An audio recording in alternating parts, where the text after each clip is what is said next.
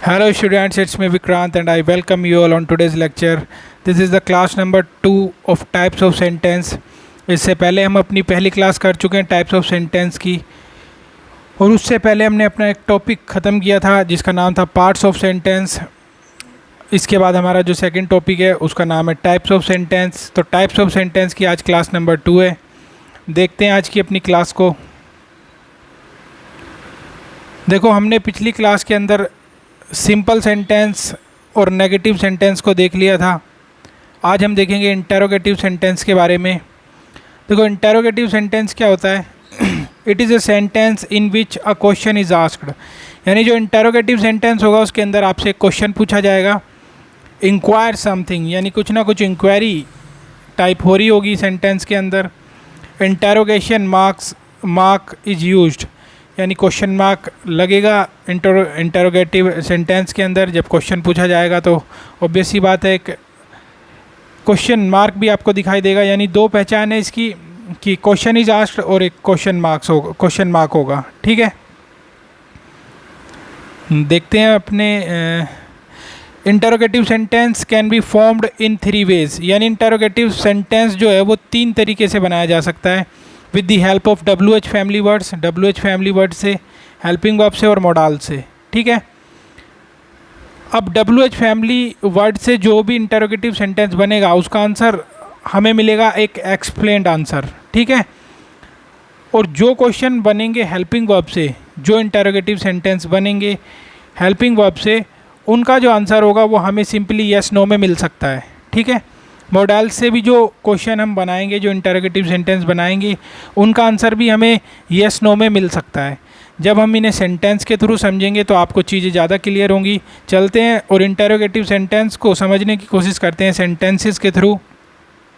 फिलहाल इस स्लाइड पे जो कुछ लिखा है उसका मतलब ये है कि इंटरोगेटिव सेंटेंस को 3 तरीके से बनाया जा सकता है, WH फैमिली वर्ड्स की मदद से, हेल्पिंग वर्ब की मदद से और मोडाल्स की मदद से। अब जब WH फैमिली वर्ड्स से इंटरोगेटिव सेंटेंस बनेगा तो उसका एक्सप्लेन क्या करना पड़ेगा, मतलब जो आंसर होगा उसका एक एक्सप्लेन्ड आंसर देना पड़ेगा। जबकि हेल्पिंग और मोडाल्स के जो आंसर देने होंगे वो हमें यस नो में सिंपली दे सकते हैं। इतनी सी बात है। देखो, ये थोड़ी सी चीज़ें समझते हैं। WH फैमिली वर्ड्स क्या होता है? Who, whom, what, whose, where, why, when, how और विच। ये कुछ हमारे वर्ड हैं जो WH फैमिली वर्ड्स में आते हैं। WH फैमिली के ये वर्ड्स हैं। कुछ वर्ड्स इनसे मिलके बनते हैं, जैसे whosoever, whatsoever, तो वो भी इसी कैटेगरी में आ जाएंगी क्योंकि बने तो वो इन्हीं से मिलके हैं।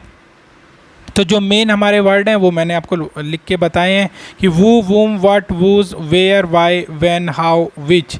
ये कुछ WH फैमिली के वर्ड्स हैं जो आपको ध्यान रखने हैं। हेल्पिंग वर्ब्स की अगर बात करूँ तो is, am, are, was, were, has, have, had, do, does, did, ये हमारी हेल्पिंग वर्ब्स हो जाएंगी।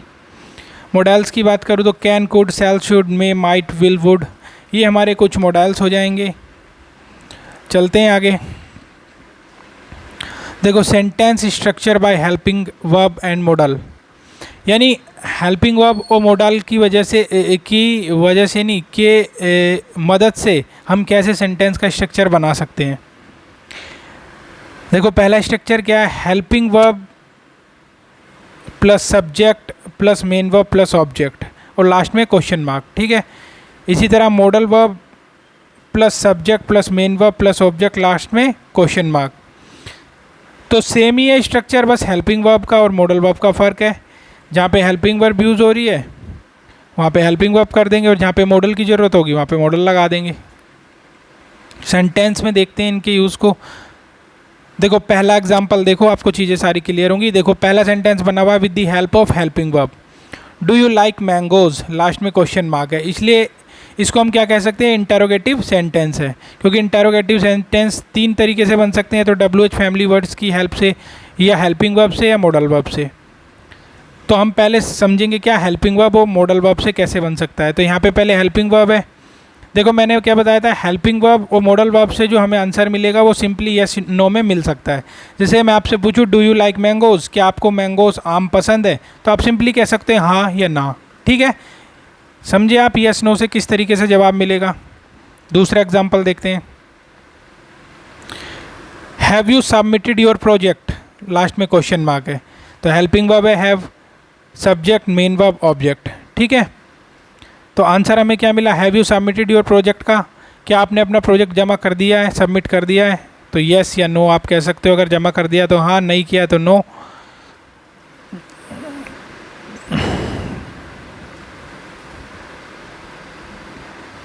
थर्ड सेंटेंस को अगर मैं देखूं तो were the boys playing well yesterday, क्या जो लड़के थे वो कल अच्छा खेल रहे थे, तो इसका सिंपली हमें जवाब क्या मिल सकता है, येस और नो, या तो अच्छा खेल ले हाँ, या अच्छा नहीं खेल ले नहीं। वर हमारी हेल्पिंग वर्ब हो गई, द बॉयज़ हो गया subject, playing main verb, well हो गया एडवर्ब क्योंकि रिप्लाई मिला हाउ से। Were the boys playing, how were the boys playing, तो लड़के कैसे खेल लेते, वेल यानी अच्छी तरीके से खेल लेते। और वैन कब खेल लेते, येस्टरडे, तो हाउ या वैन से रिप्लाई मिलने वाले शब्द क्या हुआ करते हैं, एडवर्ब। बहुत अच्छी बात। अब कुछ मॉडल्स के एग्जांपल्स देखते हैं। देखो, कैन एक मॉडल वर्ब है। Can you solve this question, क्या तुम इस क्वेश्चन को सोल्व कर सकते हो, लास्ट में क्वेश्चन मार्क है, इसलिए ये भी क्या हो गया, इंटरोगेटिव क्वेश्चन सेंटेंस, क्योंकि इंटरोगेटिव सेंटेंस हेल्पिंग वर्ब से भी बन सकते हैं, मॉडल वर्ब से भी बन सकते हैं। देखो, इसका ये मॉडल वर्ब है, मॉडल वर्ब का भी आंसर जो है सिंपली यस नो में मिल सकता है। Can you solve this question, या तो आप सोल्व कर पाओगे या नहीं, तो या तो यस या नो। फिफ्थ सेंटेंस को देखते हैं। Will you join this batch, यहाँ पे मिल हो गया, विल हो गया मॉडल वर्ब, यू हो गया सब्जेक्ट, जॉइन हो गया मेन वर्ब, दिस बैच हो गया ऑब्जेक्ट, लास्ट में क्वेश्चन मार्क लगा हुआ है। इसको भी हम क्या कह सकते हैं, इंटरोगेटिव सेंटेंस। इसका भी सिंपली जवाब हमें या तो यस में मिल सकता है, नो में। Will you join this batch, क्या तुम ये बैच ज्वाइन करोगे, तो या तो हाँ या ना, यस और नो। तो पांचों सेंटेंस आपको समझ में आए होंगे। एक आखिरी सेंटेंस और देखते हैं, छठा। Shall I join you in this trip, last में क्वेश्चन मार्क, क्या मैं इस ट्रिप में तुम्हें ज्वाइन करूं, तो सिंपली यस या नो से मिल सकता है रिप्लाई, या तो हाँ या ना। देखो, सेल हमारी मॉडल वर्ब है, आई सब्जेक्ट है, जॉइन मेन वर्ब है, यू ऑब्जेक्ट है, in this trip adverb phrase हो गया क्योंकि रिप्लाई मिला वेयर से। Shall, where shall I join you, तो वेयर मतलब कहाँ ज्वाइन करना चाहिए, इन दिस ट्रिप, तो इसलिए क्या हो गया, एडवर्ब फ्रेज। मैंने बताया था वेयर, वाई, व्हेन, हाउ के रिप्लाई क्या हुआ करते हैं, एडवर्ब।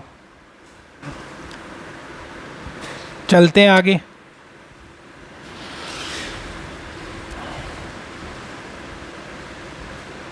देखो, राइट स्ट्रक्चर का क्या मतलब हुआ। राइट स्ट्रक्चर का मतलब है कभी कभी लिखते हुए हम गलती कर देते हैं इंटरोगेटिव सेंटेंस को। तो जैसे क्या गलती करते हैं, are making they a noise, यहाँ पे थोड़ी सी स्ट्रक्चर में गलती कर दी, आगे पीछे लिख दिया वर्ड को। Are they making are making they a noise क्या होगा, गलत हो जाएगा। और इसका सही क्या होगा, are they making a noise, last में क्वेश्चन मार्क। इसी तरह सेकंड वाला है, can play he this instrument, question mark, ये गलत है, जबकि can he play this instrument, question mark, ये अपने आप में सही हो जाएगा। तो स्ट्रक्चर सही होना चाहिए, जहाँ पे सब्जेक्ट आना चाहिए वहाँ सब्जेक्ट आना चाहिए, जहाँ वर्ब आना चाहिए वहाँ वर्ब आना चाहिए। इसलिए आपको स्ट्रक्चर प्रॉपर पता होना चाहिए किसी भी सेंटेंस को सही ढंग से लिखने का। तो वही छोटी सी डिटेल बताई हुई है कि किसी भी सेंटेंस को सही तरीके से लिखने के लिए उसका राइट स्ट्रक्चर आपको पता होना चाहिए। देखो, यहाँ पे एक सेंटेंस थर्ड भी लिखा हुआ है, did you informed my parents, ये भी गलत हो जाएगा। क्यों, क्योंकि डिड के साथ हमेशा जो वर्ब की फॉर्म आती है वो फर्स्ट फॉर्म आती है।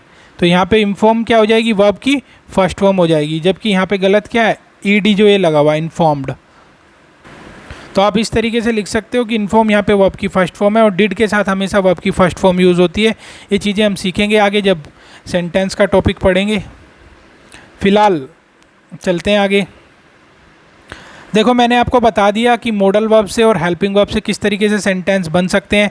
अब हम सीखते हैं WH फैमिली, क्योंकि मैंने स्टार्टिंग में आपको बताया था इंटरोगेटिव सेंटेंस जो होता है वो तीन तरीके से बन सकता है, तीन चीज़ों से मिलकर, या तो WH फैमिली वर्ड से, या हेल्पिंग वर्ब से, या मॉडल वर्ब से। ठीक है, अब देखो WH फैमिली हमारी बच गई थी, इसको समझते हैं। WH फैमिली वर्ड्स से दो तरह के वाक्य बन सकते हैं।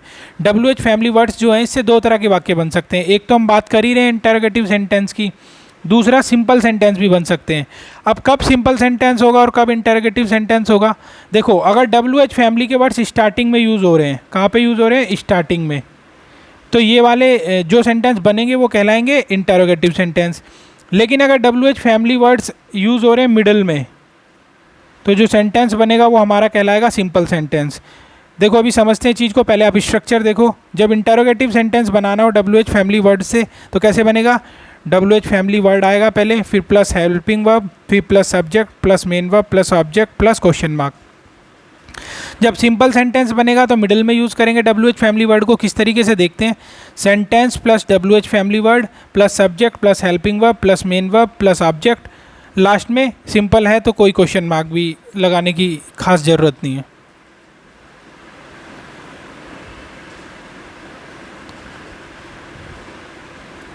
देखो एग्जाम्पल्स देखते हैं, WH फैमिली से बने इंटरोगेटिव सेंटेंस का एग्जाम्पल्स। पहले WH फैमिली से बने इंटरोगेटिव सेंटेंस का एग्जाम्पल देखते हैं। देखो स्ट्रक्चर फिर से लिखा हुआ है, WH family word plus helping verb plus subject plus main verb plus object plus question mark. देखो गलत ये लिखा हुआ है और सही नीचे लिखा हुआ है उसका। कैसे? Where he has gone at this time, ये गलत हो जाएगा, जबकि सही क्या होगा?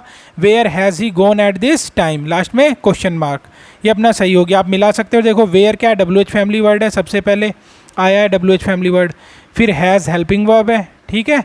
ही क्या है? सब्जेक्ट है। गोन क्या है? मेन वर्ब है। एट दिस टाइम क्या हो जाएगा? ऑब्जेक्ट हो जाएगा, और लास्ट में क्वेश्चन मार्क, ठीक है। इसी तरह दो और लिखे हुए सही sentence, why are you making a noise, last में question mark, why have you rejected his proposal, last में क्वेश्चन मार्क। दोनों के दोनों सेंटेंस अपने आप में क्या हो जाएंगे? ठीक हो जाएंगे। देखो देखते हैं, शुरू में WH फैमिली वर्ड है, फिर हेल्पिंग वर्ब है, फिर सब्जेक्ट है, फिर मेन वर्ब है, और फिर लास्ट में ऑब्जेक्ट और क्वेश्चन मार्क है, ठीक है। ये देखो हमारी WH फैमिली वर्ड है ना। आर क्या हो गया? हेल्पिंग वर्ब, यू हो गया सब्जेक्ट, मेकिंग हो गई मेन वर्ब, ये हमारा हो गया बचा हुआ ऑब्जेक्ट, ठीक है, लास्ट में क्वेश्चन मार्क। इसी तरह why WH family word, have helping verb, you हो गया सब्जेक्ट, रिजेक्टेड हो गई मेन वर्ब, और लास्ट में जितना बच गया ये हो गया ऑब्जेक्ट। आप समझ पाए मेरी बात को, किस तरीके से इंटरोगेटिव सेंटेंस बन सकता है WH फैमिली वर्ड्स की मदद से। अब हम देखेंगे सिंपल सेंटेंस कैसे बन सकता है। देखो ये एक सिंपल सेंटेंस का एग्जांपल है, WH फैमिली से बने सिंपल सेंटेंस का एग्जांपल। देखो स्ट्रक्चर देखते हैं पहले, sentence plus WH family plus subject plus helping verb plus main verb plus object. देखो पहले एक सेंटेंस आ गया, प्लीज़ टेल मी, ये इतना एक सेंटेंस है, यहाँ से यहाँ तक प्लीज़ टेल मी अंडरलाइन किया हुआ अलग से। फिर वेयर WH फैमिली वर्ड हुआ, सब्जेक्ट ही हो गया, हेल्पिंग वर्ब हैज़ हो गई, गोन क्या हो गया? मेन वर्ब, लास्ट में एट दिस टाइम क्या हो गया? ऑब्जेक्ट। यानी sentence plus WH family word plus subject plus helping verb plus main verb plus object हो तो वो हमारा सिंपल सेंटेंस कहलाएगा। और WH फैमिली वर्ड स्टार्टिंग में हो तो वो क्या हो जाएगा? इंटरोगेटिव सेंटेंस, और मिडिल में हो तो सिंपल सेंटेंस। तो ये थी हमारी आज की क्लास। आगे के जो बचे हुए टाइप्स ऑफ सेंटेंस है वो हम नेक्स्ट क्लास के अंदर सीखेंगे। तब तक के लिए अपना ध्यान रखिए, पढ़ते रहिए and enjoy your study. Bye bye.